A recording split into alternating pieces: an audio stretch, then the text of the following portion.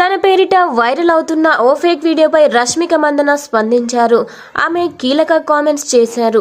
Social media వేదికగా తన అభిప్రాయం వెల్లడించారు. రష్మిక మందన పేరున ఓ బోల్డ్ వీడియో వైరల్ అయ్యింది. ఆ వీడియో నిజమని నమ్మిన కొందరు నెటిజన్స్ రష్మికపై విమర్శలు గుప్పించారు. ఈ క్రమంలో ఓ జర్నలిస్ట్ ఒరిజినల్ వీడియో పోస్ట్ చేశారు. ఇలాంటి ఫేక్ డిప్ వీడియోలను కట్టడి చేసేలా చట్టాలు మార్చాలని కామెంట్ చేశారు. సదరు జర్నలిస్ట్ కామెంట్స్ పై అమితాబ్ స్వయంగా స్పందించారు.